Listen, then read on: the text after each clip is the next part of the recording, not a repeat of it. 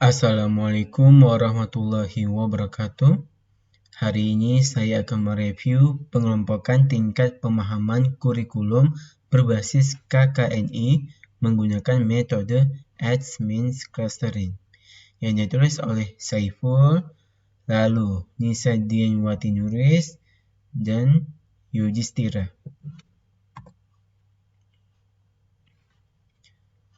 Yang pertama, pendahuluan.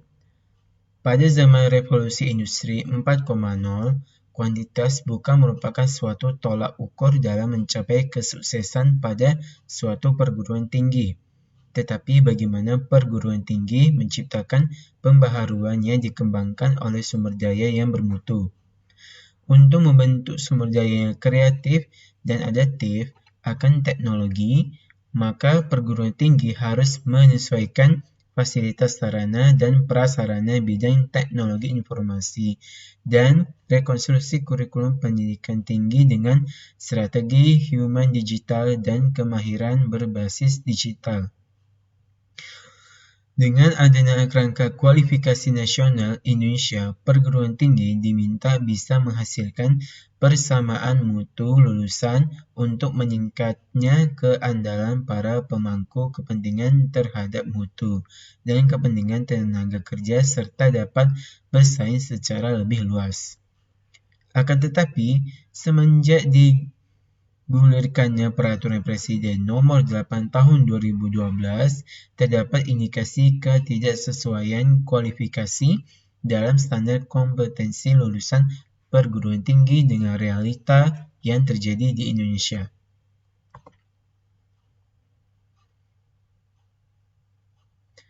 Lalu yang bab kedua, penelitian yang terkait. Penelitian yang dilakukan oleh S. Gangga dan Dr.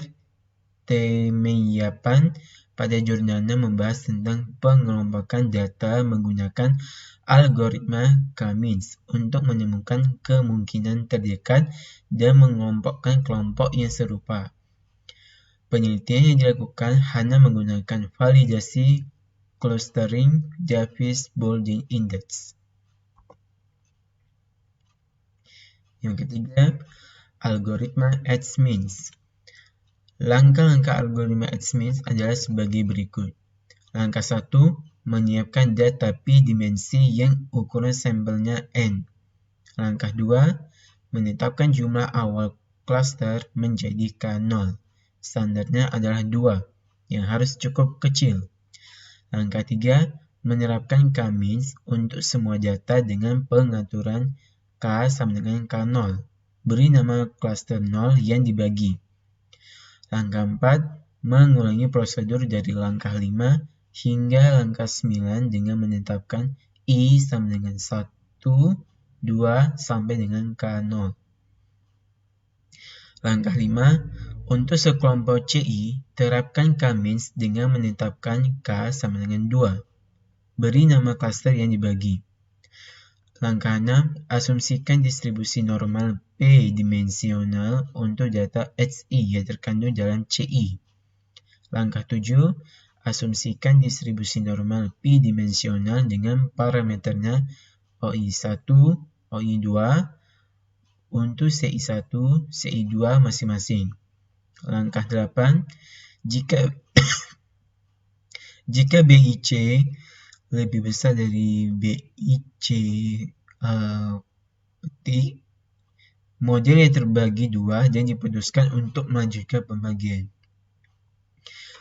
Langkah 9, jika BIC kurang lebih dari BIC tidak lagi dibagi kelompok dan memutuskan untuk berhenti. Langkah 10, prosedur 2 divisi untuk CI selesai. Beri nomor baru identifikasi cluster sehingga menjadi unik di CI. Langkah 11, prosedur 2 divisi untuk pembagian cluster awal K0 selesai. Beri nomor baru pada semua cluster sehingga menjadi unik. Langkah 12, keluarkan nomor identifikasi cluster tempat setiap elemen dialokasikan. Pusat dari masing-masing cluster, kemungkinan log dari masing-masing cluster, dan jumlah elemen di setiap cluster. Kemudian yang keempat, metode penelitian. A. Data collection. Data yang digunakan pada penelitian ini merupakan data hasil kuesioner kepada mahasiswa baru angkatan 2019 pada program studi teknik informatika dengan jumlah populasi dan responden sebanyak 155 mahasiswa. Jumlah pertanyaan yang diajukan untuk mengetahui pemahaman terhadap kurikulum KKNI sejumlah 30 pertanyaan, yang terdiri dari 5 pertanyaan untuk masing-masing kategori. Lalu yang B, data pre-processing. Data hasil kuesioner tersebut harus melewati tahapan pre-processing yang terdiri dari data cleaning, data integration, data selection, dan data transformation. Data integration tidak dilakukan mengingat data hanya terdiri dari satu tabel yang berisi tabulasi hasil kuesioner.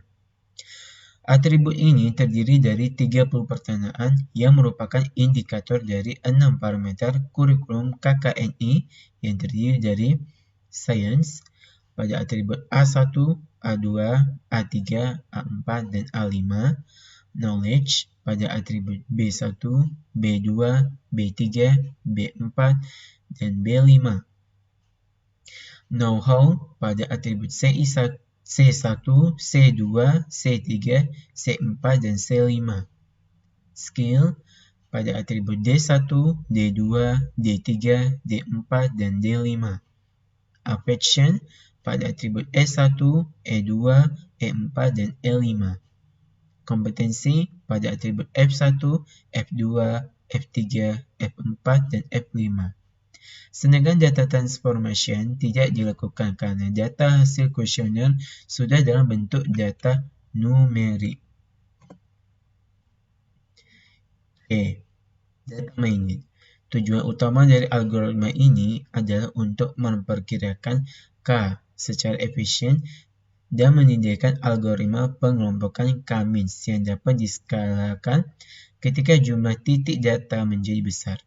Pada algoritma H-means terdapat Euclidean distance yang juga dikenal sebagai norma I2, merupakan jarak geometris dalam ruang dimensi M dari vektor yang didefinisikan oleh persamaan di bawah ini, di mana DI1 adalah elemen ke I dalam vektor dokumen D1. Terus, yang digunakan pada penelitian ini menggunakan aplikasi RapidMiner versi 9.4 untuk melakukan penggalian data terhadap hasil kuesioner dengan menggunakan parameter pada tabel 1 di bawah ini. Tabel 1 itu yaitu K-min, uraiannya 2, K-max, uraiannya 20, distance measure, uraiannya Euclidean distance. Yang kelima, hasil dan pembahasan. Model proses yang digunakan pada penelitian seperti ditunjukkan pada gambar 1 dari hasil eksperimen diperoleh hasil diperlihatkan pada gambar 2. Hasil permukaan yang terbaik adalah 2 klaster dengan jarak rata-rata klaster average cluster distance sebesar 147,672 dan indeks Davis-Baldwin sebesar 5037. Responden yang termasuk dalam klaster 0 terdiri dari nomor 1, 2, 3, 6, 8, 9, 11, 12, 14, 15, 16, 17, 18, 20, 21, 22, 24, 25, sampai 155 atau sebanyak 102 responden. Sedangkan yang masuk dalam klaster 1 terdiri dari 4, 5, 7, 10, 13, 19, 23, 26, 30, 31, 32, 38, 39, 40, 46, sampai 153 atau sebanyak 53 responden. Terus yang gambar ketiga, centroid chart cluster menggunakan H-means. Dari gambar tersebut menunjukkan bahwa pada parameter science A, knowledge B, skill D, dan kompetensi F, responden lebih cenderung menjawab paham dan sangat paham. Pada parameter know-how C, kecenderungan responden untuk menjawab cukup paham. Sedangkan untuk parameter affection E, responden cenderung untuk menjawab antara paham dan cukup paham untuk bertolak belakang antara cluster 0 dan cluster 1. Atau dari 6 parameter yang dijadikan indikator pemahaman kurikulum berbasis KKNI, responden sudah paham atau sangat paham. Perlu adanya tindak lanjut terhadap hasil ini, seperti sosialisasi kembali khususnya terhadap parameter know-how dan affection. Lalu gambar berikutnya, gambar 4 dan gambar 5. Dari gambar 4 dan 5 memperlihatkan bahwa cluster 0 dan cluster 1 cenderung pemahamannya pada parameter knowledge B dan kompetensi F lebih dominan khususnya pada pernyataan B3 dan F5. Yang terakhir, kesimpulan.